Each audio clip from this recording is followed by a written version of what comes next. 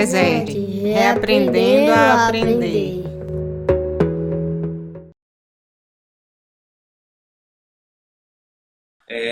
E Então, aí?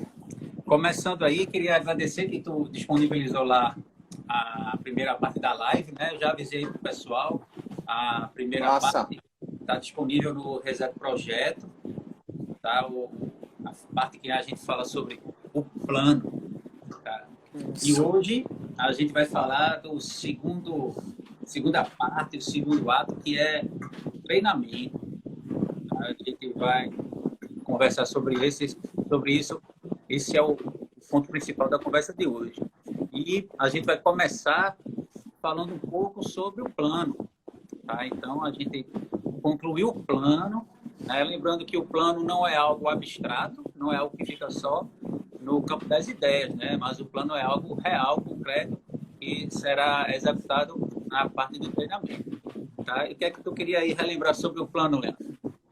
A gente podia só lembrar os pontos, né? A gente trouxe os 5 pontos, né? A gente, numa sequencinha, a gente pensa quando a gente está falando sobre planejamento, a gente pensa na definição do objetivo, o que é que você quer fazer, você avaliar exatamente o que é que está planejando, onde é que você quer chegar, o cargo, curso e etc. Pense bem nesse objetivo. Uma vez que você estabelece o objetivo, entenda as regras do jogo. A gente falou sobre edital, o que é que vai definir o seu caminho de planejamento, né? Como é que vai ser a prova, como é que vai ser o conteúdo que você vai estudar, e já puxa para o material. A seleção do conteúdo é importantíssimo. Conteúdo objetivo, que funcione para você, seja vídeo, texto e etc. A gestão do tempo, e aí a gente falou sobre cronograma, que a gente vai falar sobre hoje também. Estabelecimento de um cronograma de estudo, ter tempo para poder estudar, para poder aprender, a gente falou sobre tudo isso. Gestão do ambiente de estudo, como é que é o meu ambiente, como regular aspectos que podem comprometer a minha atenção para a aprendizagem, trabalhando sobre isso também. E a gente fechou falando sobre disciplina, não foi? A disciplina, como o compromisso que você assume com você mesmo para botar o plano em prática. E aí começa a brincadeira de hoje, né? Nós somos os protagonistas do nosso aprendizado. Isso, exatamente. Né? E aí, qual é A gente agora tem um plano e agora a gente precisa aplicar o plano, colocar esse plano em prática. Aí eu queria deixar um abraço aqui para minha querida professora Isa Freire, que apareceu aqui. Né? E um grande abraço para todos que estão dando boa tarde, assinando. Muito obrigado pela presença de todos e todas. Muito obrigado mesmo. Então, a gente agora vai colocar o plano em prática. Né? Como é que a gente faz isso? Então, é a pergunta? Então, essa é a hora que a gente começa, né? Começo a absorver o conteúdo que eu preciso para ser demonstrado na prova. Que eu começo, como eu tenho ultimamente falado, que eu começo a aprender, não só estudar. Porque estudar às vezes se dá aquela ideia de é um trabalho, é um fardo que eu vou ter que carregar naquele momento e vou ter que me livrar. Não. É como se estudar fosse um fim em si mesmo, né? O estudar serve para estudar, né? E aprender, não. Aprender é algo que você vai levar para sempre, né? Você aprendeu aquilo faz parte agora do seu corpo, né? E o estudar é somente um ato, né? Enfim, eu sempre pensei assim, nunca achei que fosse a mesma coisa, como realmente não é. Exato. Então, aí você segue o seu cronograma, separa o material, aí vai começar a absorver esse conteúdo. E aí, para isso, assim, a gente podia conversar um dia só sobre estratégias de estudo. E quando eu falo de estratégia de estudo, estratégia de aprendizagem, na verdade, não são aqueles, não é bizu, não é macete. Até porque o estudar dá trabalho, realmente. Você vai começar a estudar, você diz, não, hoje eu vou estudar, vou aprender um conteúdo novo, algo que que eu tenho uma ideia ou ainda não entendi, tenha certeza que isso vai dar trabalho. Eu uso a analogia da corrida ou de qualquer exercício físico. Quando você vai começar a fazer, se você não tem um ritmo, se você não está acostumado, se você não está habituado, e hábito é uma palavra-chave nisso também, o começo vai dar trabalho. Porque o aprender é uma atividade que demanda energia mental. Nosso corpo, ele tende a economia de energia. A gente vai fazer o mínimo esforço possível. Tanto é que se você vai começar, você vai, não, hoje eu tenho uma sessão de estudo, hoje eu tenho um momento que eu vou ter que ver aquele conteúdo. É naquele exato momento que seu corpo vai dizer, sua mente vai dizer, não, entre o trabalho que eu vou ter para aprender aquilo e até mesmo um lazer que eu posso ter assistindo Netflix, cara, você é tentado a fazer o quê? Ao que dá menos trabalho, ao que dá mais prazer, o que é mais fácil. Então, realmente, dá trabalho, mas assim, o começar, lembre do compromisso, lembre da disciplina que você assumiu consigo mesmo. Começou, segue. Né? Mesmo que, eu costumo dizer assim, até eu botei no post um dia desse, você não está com ritmo, você não está com prática, 5 minutos de estudo é melhor que 0 minutos. Você parou para estudar de verdade 5 minutos, já é o primeiro passo para... Daí, claro que a gente vai... E a gente está falando com o pessoal de Enem, de concurso, mas às vezes o esforço inicial é o suficiente para que você vença aquela etapa de procrastinação, de evitar, e aí segue. A gente tá primeiro ponto. Tudo começa do começo, né? Tudo começa com o primeiro passo, né? Ninguém vai começar a estudar e vai conseguir ficar 2, 3, 4 horas seguidas estudando. E foi muito bom tu lembrar que estudar é trabalhoso, né? Aprender dá trabalho e o cérebro, ele é preguiçoso, né? O nosso corpo, ele é preguiçoso.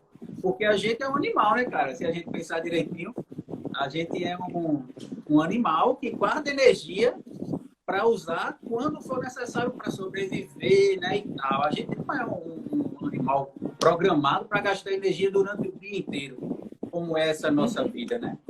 Hoje eu vi um vídeo, cara, bem interessante, que era no mundo animal, né? No mundo animal, os leões, quem caça é a leoa, né, cara? Não sei se tu já saca isso. Aí era uma manada de não sei qual era o animal passando e uma leoa parada, né? Aí o vídeo dizia assim, eita, vou pegar isso. Aí passou. Vou pegar isso. Passou. Aí passou a manada quase toda e a leoa parada lá. Aí vem o leão, passa da leoa e pega um, né? Aí, sim, pô, vamos fazer, né? Vamos fazer alguma coisa. Faz uma frente aí, né, velho? Vendo o tempo passar, né? E aí a gente é Pois assim, é. né, cara? Às vezes a gente simplesmente tá lá e deixando passar as oportunidades e o corpo, né? O corpo é preguiçoso e a gente vai querer ficar parada. Nossa tendência é essa, né? E a gente precisa deixar o leão que há na gente agir. Exato. Nesse aspecto, Gustavo, eu linko sempre com a questão da motivação. Até quando a gente fala sobre... Eita, pera aí, Leão, desculpa. O Debut RE, não lembro o nome aqui, diz que tá chiando o microfone. Deve ser o teu. Eu tô sem microfone, né? Mas... O meu?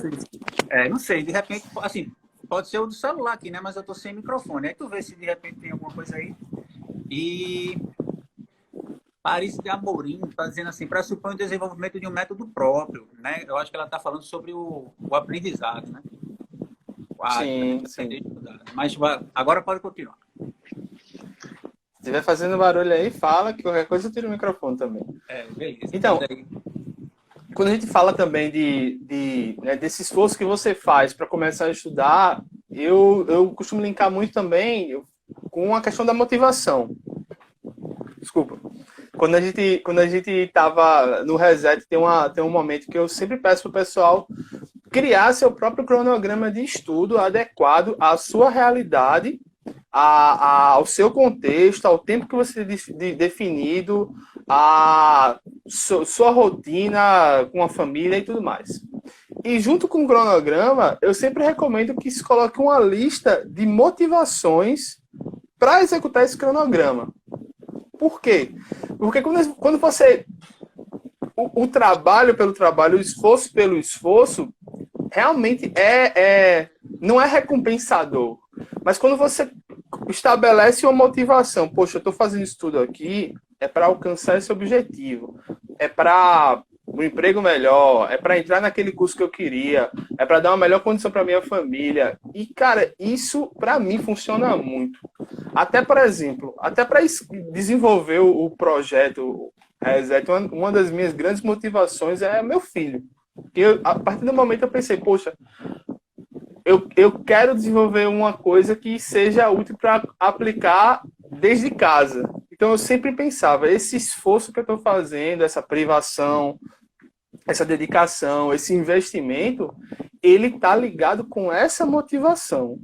E aí a motivação vai puxar você para começar a executar a rotina de estudo, aquela sessão de estudo, aquele conteúdo trabalhoso.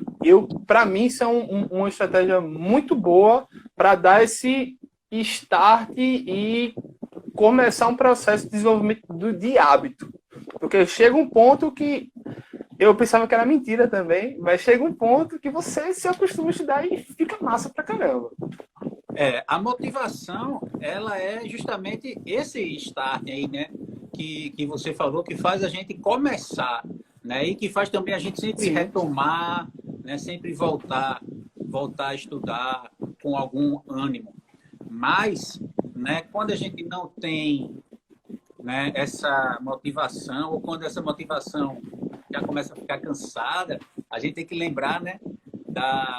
De outras coisas, né? Ou de outras motivações, ou daquela disciplina, que é para manter esse tópico que a gente vai entrar agora, que é a rotina, né, dos estudos, como você falou. Né? Para mim, o mais difícil de qualquer coisa na vida é justamente a rotina, né, cara? Né? Você saber que não vai mudar. Você vai acordar e vai, enfim, colocar aquele plano em prática de acordo com o que você já veio planejando, né? Então, se você tinha um horário para estudar de 8 às 10 da manhã, o mundo pode estar se acabando, mas de 8 às 10 da manhã você vai estar estudando, né? Quem entrou aí foi o Fefeu, seu professor, né? Seu professor de com certeza. Bota esse cabra para treinar, tá preguiçoso. Falando em rotina de treino, chegou aí meu professor de jiu-jitsu, professor Fernando Ferreira.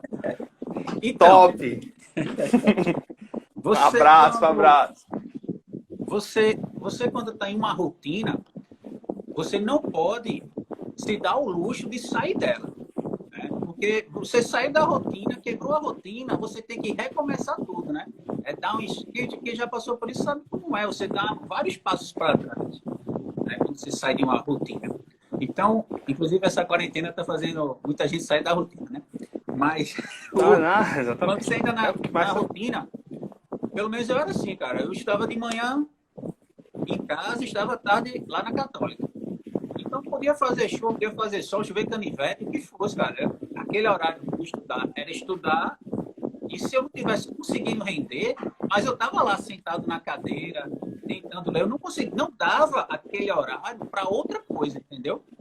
Foi assim que eu consegui manter a minha rotina de estudos durante muito tempo, né? O que é que tu acha? Cara, concordo totalmente. Quando a gente fala de rotina, né, motivação, até a Ana Rafaela falou aqui, né? Minha motivação foi o desemprego e a necessidade na época. Não tem uma das grandes motivações para a gente estudar a vida inteira, né? Mas às vezes o pessoal... Exatamente. Mas você incorpora isso, você... Caramba, eu tenho que fazer isso, eu sei que tá ruim, mas ou bem maior que eu tô pensando. E isso, voltando para essa questão da rotina, né? Junto com a rotina, assim, por exemplo, no teu caso, no meu caso, no caso de todo mundo, você tem aquela rotina, você já está acostumado, ou você está começando. Uma coisa legal é que, a partir do momento que você conclui uma etapa, ou um dia, uma sessão de estudo, o corpo da gente, o mesmo cérebro que dá sinais para que você não faça esforço para estudar, quando você conclui, ele também recompensa você por ter concluído aquele objetivo.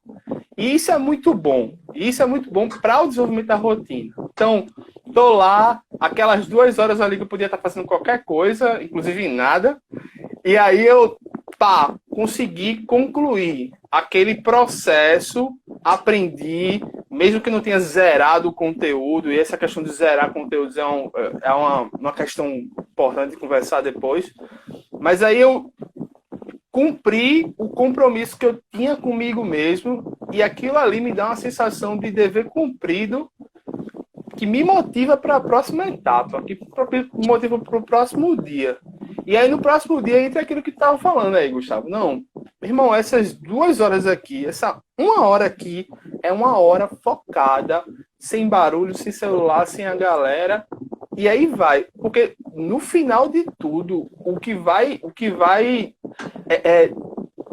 garantir o acúmulo de conhecimento no desenvolvimento, no processo de desenvolvimento e aprendizagem é a consistência.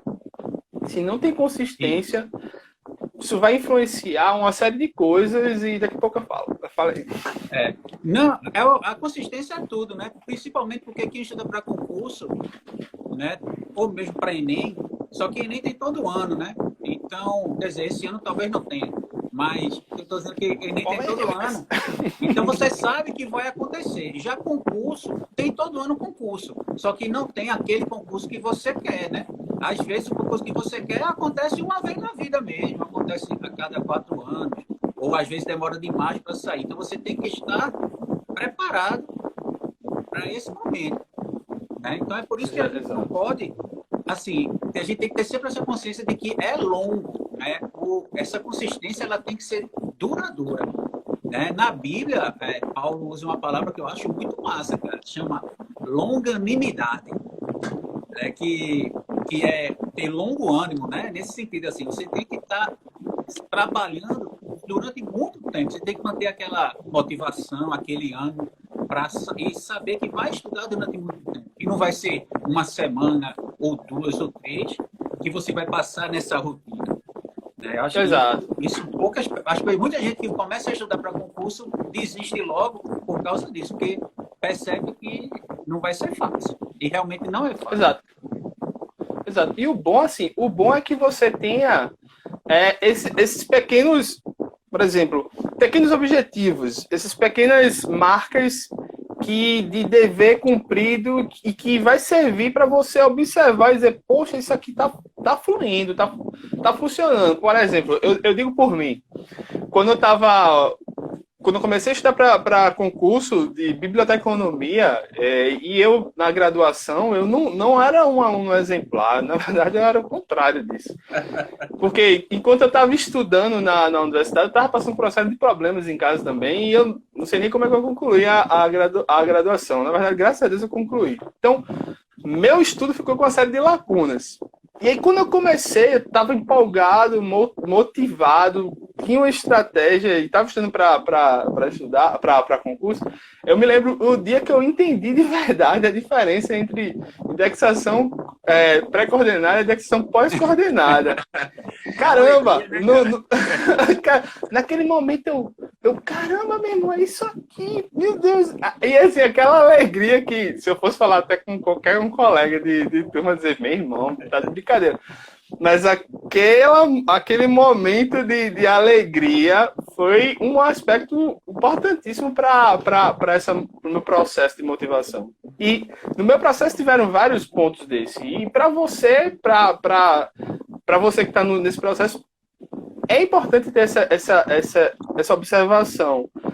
E aí é onde é que está a diferença do aprender, né, para estudar. Eu podia ter terminado uma sessão de estudo e ter dito para mim que eu tinha estudado, mas naquele dia eu aprendi aquilo. Então, se eu aprendi de verdade, eu não vou esquecer. E isso vai juntando com rotina, com processo, a consistência, e a consistência é fundamental para a memorização também. veio uma coisa interessante aqui na mente, eu não sei se tu sabe a resposta certa, mas tem a ver com neurociência, né?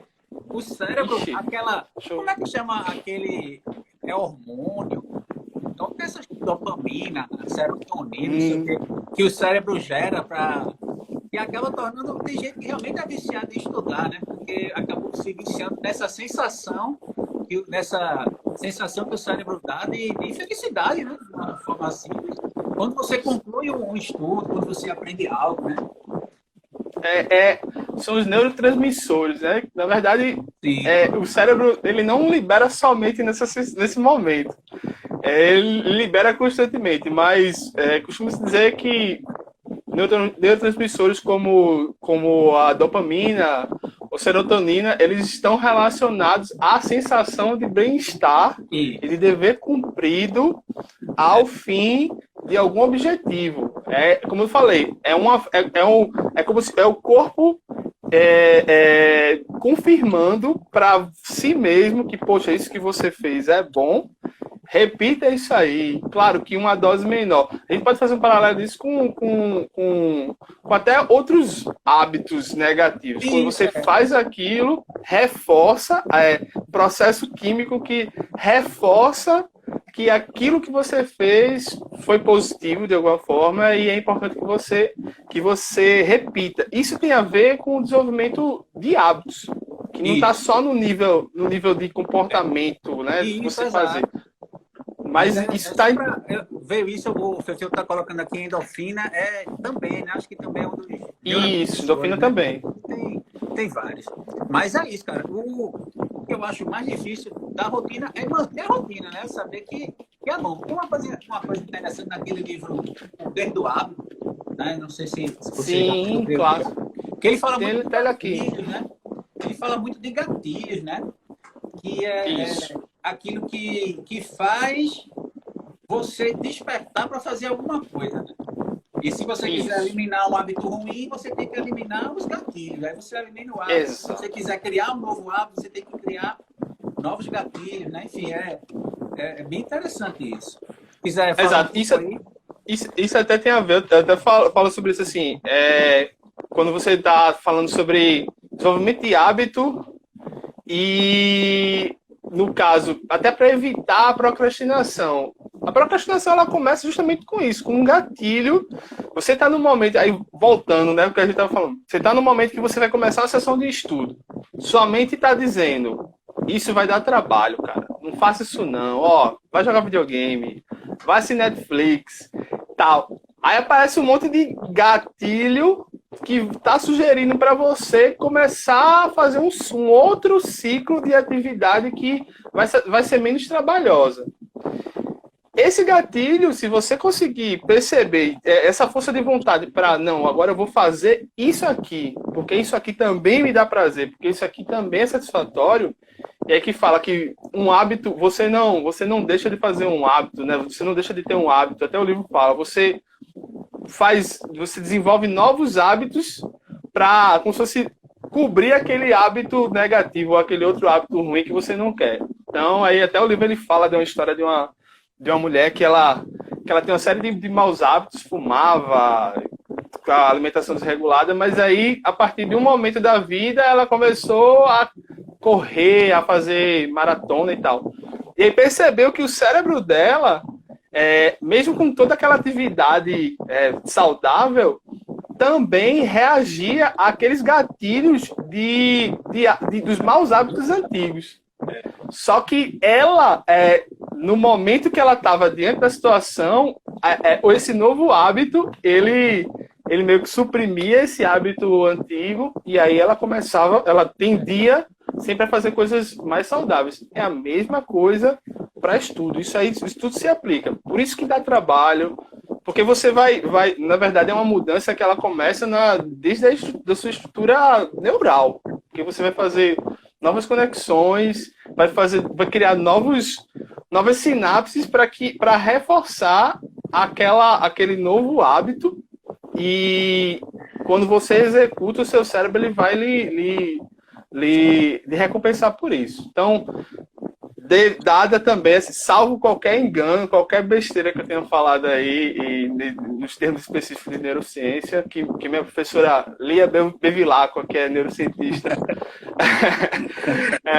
que ela possa também me corrigir também. Mas é basicamente isso. No final, em termos práticos, é isso. É você fazer o esforço, botar uma motivação, começar, ficar feliz por terminar e repetir. E repetir. E repetir. E sempre ter essa mentalidade. O Robson Ramos está dizendo que interessante esses gatilhos, são muito interessantes, cara. O próximo tópico é de falar justamente disso, né? De dificuldades de rotina de estudo, né?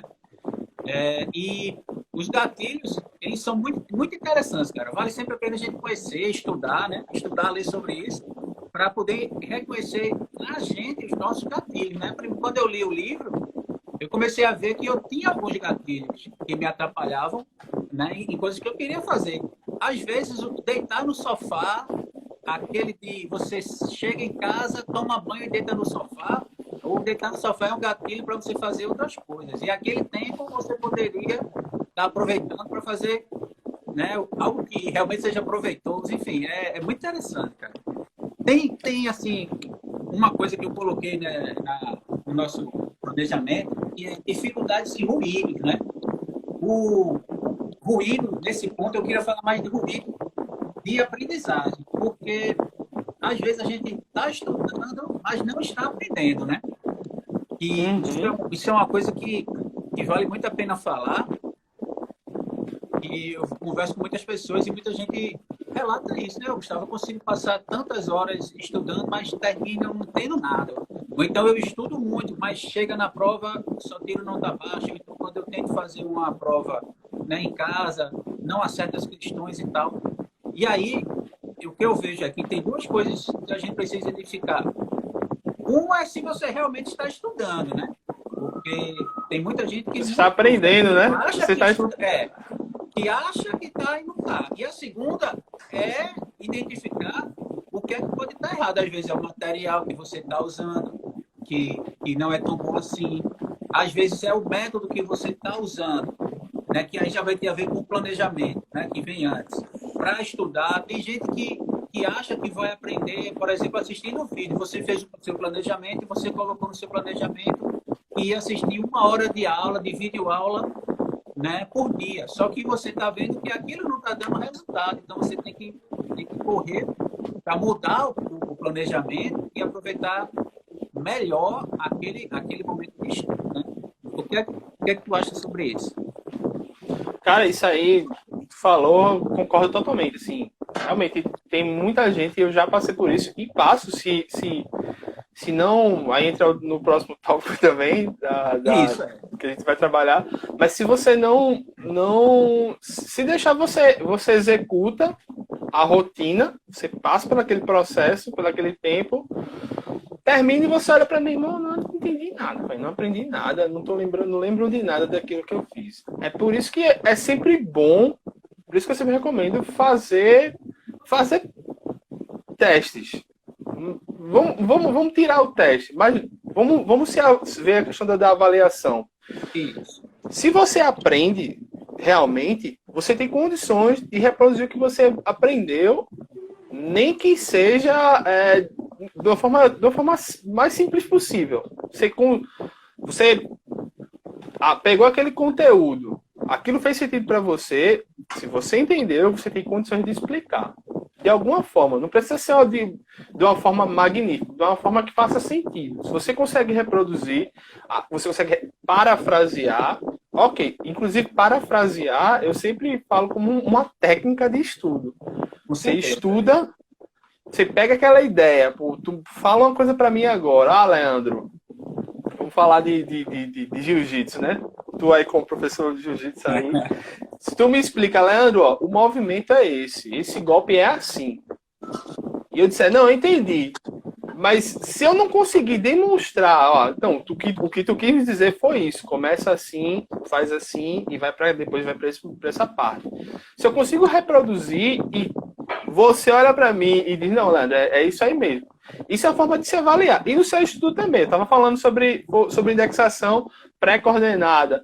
pós-coordenada. Se eu leio o conceito e eu conseguir explicar para mim e depois verificar na fonte original e ver que está batendo, beleza. É por isso que que eu sempre recomendo.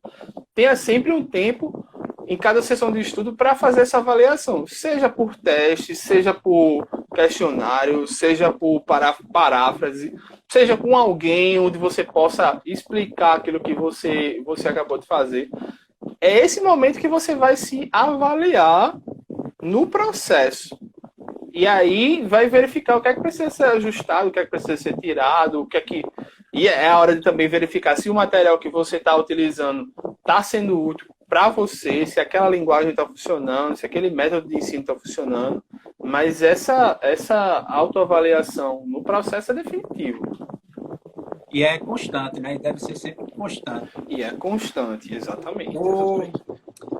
O próximo tópico é justamente como avaliar resultados. Eu acho que, na verdade, são resultados dentro do que é isso que a gente está falando, né? Dentro do treinamento. Né? Uma coisa que eu acho muito legal, sobre quando eu estava estudando para concurso, é que eu ficava sempre vendo, né? Eu fico sempre vendo o que eu sou capaz de acertar quando eu estou estudando. Tipo assim, eu estudo, vou fazer uma prova, né, para ver o que é que eu sei. E aí eu terminava a prova, minha mãe sempre frisava isso, ó, quando você faz uma prova, você tem que saber qual a nota que você vai tirar na prova. Isso foi uma dica fundamental para meus estudos. Caramba, massa. Quando você estuda de verdade, você sabe, cara. Então, se eu faço uma prova, eu tenho que ser capaz de saber quanto eu vou tirar daquela prova. Né? Então, assim, terminei a prova, chegava em casa, vou tirar 10. Aí minha mãe dizia, claro que não vai. A nota vinha bem baixa. Vinha 6, por exemplo. Se eu saio de uma prova, digo que vou tirar 10, eu tiro 6, eu não sabia era de coisa nenhuma, né? Então, eu sempre levei isso muito a sério quando eu fui estudar para concurso. E quando eu já fazia meus simulados, eu tinha esse hábito. Eu colocava no gabarito, marcava o gabarito, eu colocava sempre um V nas questões que eu tinha certeza que eu acertei, entendeu? E aquelas que eu estava marcando, mas com alguma insegurança, eu deixava em branco. Cara, isso me ajudou muito, muito bem, porque dificilmente eu saía de uma prova sem saber a nota que eu ia tirar. E sempre deu certo. Claro que uma ou outra questão não dava certo. E muitas vezes eu acertava aquelas questões que eu também saía da prova que eu tinha colocado lá, que eu não tinha certeza absoluta que eu acertei, né? Mas isso ajuda muito, cara. Eu acho que essa é uma das dicas mais valiosas que minha mãe me passou e que eu passo sempre para meus alunos. Estude até chegar nesse nível de você fazer uma prova e sair da prova sabendo quantas questões você acertou ali. Isso aí vai te dar uma segurança enorme. E isso tem que ser treinado, né? Exato. Quando você for, se você quiser realmente avaliar o resultado, não avalie o resultado somente quando você for conferir o gabarito com o que você marcou. Avalie antes de você conferir o gabarito. Né? Avalie assim, caramba, eu achava que eu ia tirar 8 nessa prova e eu tirei 6. Então eu preciso não apenas melhorar o meu estudo, mas eu preciso também melhorar a minha percepção de aprendizado. Porque eu estou achando que sei, quando na verdade eu não sei tanto assim, né? Exato. Isso aí, cara, pronto, isso é outra coisa. Hoje em dia, principalmente hoje em dia, viu? A gente está num contexto atual em que, devido a essa situação de quarentena, muito se tem falado sobre EAD, né? E aí tem uma polêmica grande, EAD, cursos autoinstrucionais, e lá vai. E junto a isso, fala-se também sobre a importância, essa importância de você gerenciar o seu estudo. Gerenciar o que você está aprendendo, gerenciar o que você tá absorvendo. E aí já há muito tempo se fala sobre metacognição, sobre autorregulação da aprendizagem. Não sei se você já ouviu falar sobre, especificamente metacognição, o pessoal está falando muito hoje em dia, que é tipo, como é que você aprende, a consciência de como você aprende, o aprender a aprender. Essa avaliação, tanto do processo de aprendizagem, quanto a autoavaliação do que você está aprendendo, é fundamental. você ter essa consciência de, não, realmente, esse material aqui que eu estudei hoje, eu consegui absorver, não, eu tive dificuldade, não, isso aqui eu estou dominando, eu estou com consistência nesse conteúdo. Isso é fundamental. E, na verdade, é um exercício. Esse exercício de reflexão é importantíssimo para a aprendizagem, porque uma vez que você pega o conteúdo, você consegue responder questões, você consegue reproduzir e reflete sobre isso, pensar, não, isso aqui significa isso. Só do refletir, só de você parar para lembrar mentalmente, você já está reforçando aquela memória na sua mente. Você já tá reforçando aquele conteúdo. Então, se você faz isso constantemente, isso vai permitir, vai facilitar essa consciência do que você sabe, do que você não sabe, e aí quando chegar na prova, você pode chegar nesse ponto aí que você está dizendo, não, eu fiz essa prova aqui, não, isso aqui eu acertei em média de 80%. Talvez diminua, varie aí um pouquinho, dê uma variada no 60% para cima, 10% para cima, para baixo, mas você tem a noção de que daquelas perguntas ali você sabe boa parte ou você sabe pouco.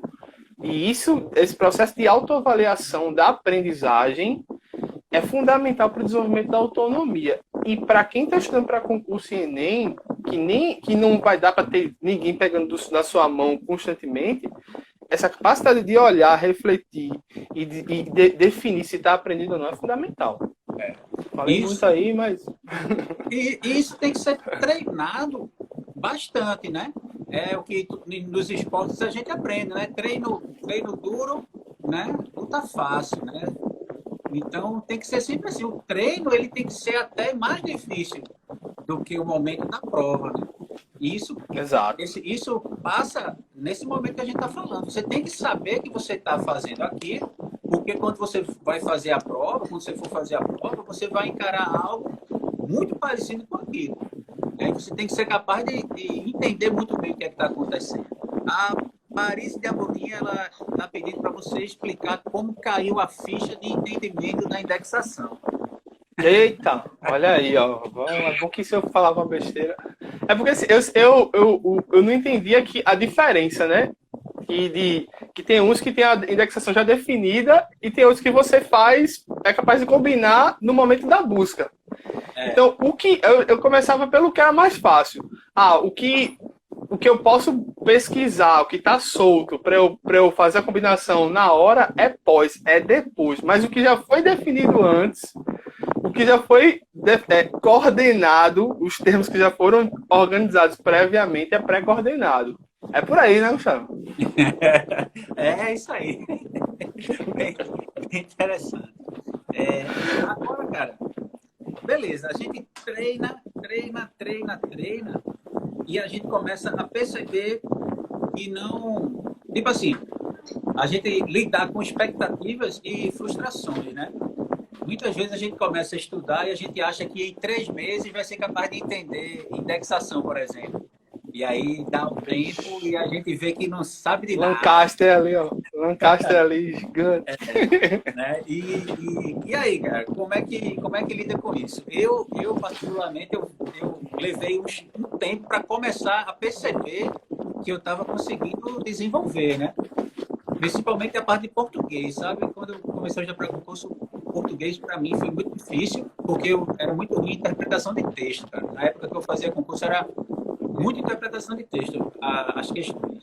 E eu estudava, respondia as questões e errava, cara. Levou tempo para eu conseguir aprender. O que me salvou foi a rotina, né? O hábito de estar estudando, independente de frustrações ou expectativas, né? Mas se eu tivesse estabelecido algum prazo, alguma coisa assim, eu ia ficar bem mal. Eu ia ter parado de estudar, com certeza. O que é que tu vê de expectativas e frustrações? Só pegando esse gancho aí, eu tenho uma frase de Santiago Ramon e Carral. Até botei, tem até lá no feed do Reset, que ele fala assim que a perseverança ela é a virtude dos menos brilhantes. E para mim, toda vez que eu penso isso, eu digo, caramba, eu recebo, sou eu. a perseverança, ela é realmente o diferencial das pessoas comuns, das pessoas normais, para chegar nesse desenvolvimento e para lidar com o que tu está falando, com as frustrações no meio do processo. Porque isso tem a ver com a autoavaliação também. Porque, por exemplo, você passa uma semana estudando tal conteúdo, certo? Aí você está estudando, está pegando, está fazendo resumo, está fazendo tudo. E aí você vai, não, vou fazer uma prova aí. Massa, né? Aí eu passei aquele período ali me dedicando e aí, não, agora eu vou me autoavaliar. Eu vou fazer uma prova passada aí para ver aquele conteúdo. Para ver se realmente eu absorvi aquele conteúdo. Aí faço a prova. Na hora que eu faço a prova, que eu faço a correção do gabarito, a porcentagem de acerto tá bem menor do que eu esperava. E aí você, caramba, não tá servindo de nada, eu não consigo aprender. E aí começa um processo que a gente precisa ficar muito atento, de você começar a achar que você não consegue ou que você não tem capacidade. É nesse momento que a autoavaliação vai fazer a diferença. Porque pode ser que você não acertou tudo, mas alguma coisa que você viu apareceu lá no texto. Isso acontecia muito comigo quando eu comecei a estudar para a Bíblia. Eu já ouvi falar sobre isso, eu li sobre isso, aí tem isso aqui. Então, isso aqui eu fixei. Então, já dá para usar como motivo de comemorar. O restante que eu errei, você não pode ver como algo frustrante. Pelo contrário, não. Eu errei isso aqui, eu não entendi, então eu vou começar a identificar, vou pesquisar o que é isso aqui, vou entender o que é isso aqui, registrar. Na próxima vez que eu me submeter a uma situação de autoavaliação, mesmo que seja uma prova em casa, eu vou continuar. Lembre que para você dominar um conteúdo, e principalmente prova de concurso ou Enem, são muitas questões, são muitos aspectos, são várias pessoas que estão produzindo aquela prova para você ter esse conhecimento dessa galera toda. Então, é um processo mesmo, e saiba comemorar as pequenas vitórias. Identifique os erros para usar aqueles erros ali como material de aprendizagem. E aí continua. E aí segue na rotina. Chega um tempo, quando estava no começo eu também não acreditava, mas chega um tempo que você consegue perceber uma série de padrões e você consegue identificar que alguns conteúdos se repetem e você pelo menos tem uma ideia de como é que funciona esse processo, se funciona a prova, mas é importante saber lidar com essas frustrações, com essas expectativas e identificar os pontos de vitória, né? Os pontos de sucesso em cada tentativa dessa. Mais ou menos por aí, eu penso dessa forma. Tem que valorizar cada avanço, né? Uma coisa que em Bíblia, falando aí de conteúdo, em Bíblia, cara, os conteúdos se repetem muito. Uma falha que eu sempre vejo no pessoal que estuda para biblioteconomia, muitos alunos, e que eu até vou de encontrar muita gente que também dá aula para concurso em Bíblia, é a questão de estudar por banca, né? Porque tem gente que vai fazer um concurso numa banca e só quer estudar por aquela banca, né? E quando você faz isso, você mesmo está limitando a sua capacidade de estudar, né? Você está limitando o tamanho do que você vai estudar. Então, eu nunca aconselho isso. Eu acho que você vai fazer qualquer concurso, você tem que responder o máximo de questões possível, tem que encontrar o máximo de dificuldade possível para poder realmente ficar forte, né? Chegar na prova mais preparado. E se você se limita, automaticamente você vai estar se prendendo, né? Você não vai tão longe quanto você poderia ir se você abrisse, né? Se você ampliasse aquilo que você está estudando, né? Então, uma dica também muito importante é essa: não fique limitado a características de banca. O Washington está perguntando isso, né? E a Ludmila Almeida também. Não, independente de banca, cara, não fique limitado à característica de banca, né? Estude, se você vai fazer uma prova para uma banca, estude aquela banca, claro, mas estude outras, cara, não fique preso. Né? Você pode, de repente, traçar uma estratégia, que aí é o plano, E aí, ó, na reta final, eu vou focar só nas questões dessa banca. Mas até lá, não fique, porque senão você vai estar se limitando, né? Esse é o primeiro ponto. E o segundo ponto, que é mais importante, porque é bem característico de biblioteconomia, é que as bancas de Bíblia não existem, cara. São poucas as organizadoras que realmente têm uma banca com suas características próprias, né? A maioria, 90% das bancas de Bíblia, nem é bibliotecário que faz a prova, cara. Assim, questões repetidas demais, questões mal elaboradas, enfim. Por isso que também Bíblia não compensa muito isso. Eu acho que a gente tem que estar ampliando a nossa mente. Mas a dica da live sobre banca é uma boa mesmo, né? De repente, vamos falar de FCC, né? Isso mas só retomando uma coisa aí que a gente tá falando antes de falar da banca, eu concordo com essa questão da banca também. Eu acho uma estratégia você estudar a banca depois que você entende o conteúdo. Imagine só, como é que eu vou... para mim, foi um choque. Eu era muito acostumado em fazer provas da FCC. E aí, quando eu fui fazer prova do CESP, eu olhava as questões de, meu Deus do céu, isso é uma biblioteconomia alienígena. Eu não sei isso, eu não sei nada disso. Mas aí, assim, uma vez que eu tinha uma noção do conteúdo principal, tinha coisas que apareciam lá. Então, eu fui começar a fechar as lacunas que apareceram com a CESP.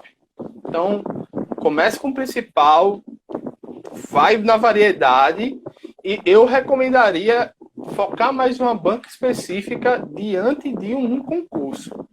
Primeiro você trabalha o conhecimento sobre um tema e depois você fecha em um determinado foco.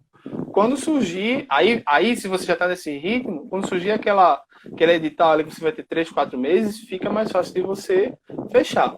Isso, mas isso é válido também. Do plano, né? Por isso é importante do planejamento para você entender isso, né?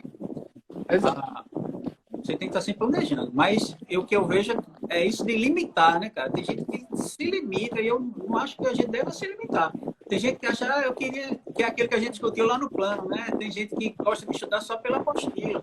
Você tem que estudar pelos livros, né? Você tem preferência pegar mais de um livro para ver outras coisas, né? Às vezes um autor completa o outro. Né? Isso tudo é muito importante, cara. Só para complementar, isso que a gente estava falando, voltando um pouquinho para o ponto da questão da frustração, você faz as questões e vê que, quando na hora de corrigir você errou um bocado, lembre, o erro ele é essencial ao processo de aprendizagem. O erro é necessário para aprender. Se você só acerta e está acostumado com acertar, no dia que você errar, você não vai saber nem por que errou. Mas quando você erra, é aquela hora ali. E aí isso é um diferencial para muita gente. A gente vai falar sobre isso na parte de prova também. O que é que você faz quando você corrige uma prova e pega um resultado, pega um gabarito? O que é que acontece depois com você?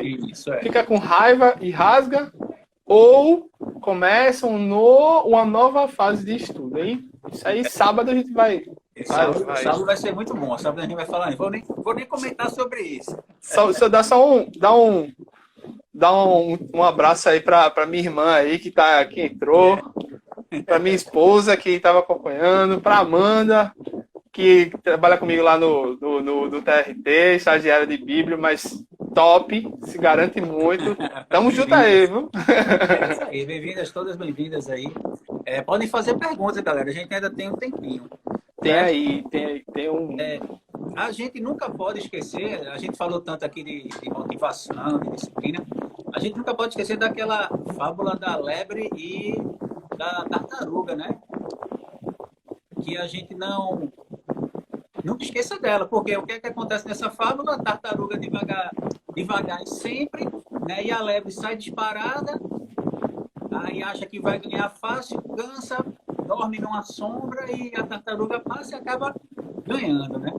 E é isso que a gente tem que entender, que é um concurso. Né? O concurso não é uma prova de velocidade, né? Ela é uma prova de distância. Então você tem que estar preparado para longa distância, devagar e sempre, manter uma constância. Todas as palavras que a gente citou aqui, né? A gente tem que ter sempre um ritmo, constante de aprendizado, né? A gente não pode simplesmente começar com tudo e cansar, né? Isso acontece muito também. Eu tenho alunos que fazem assim, a pessoa fica desempregada.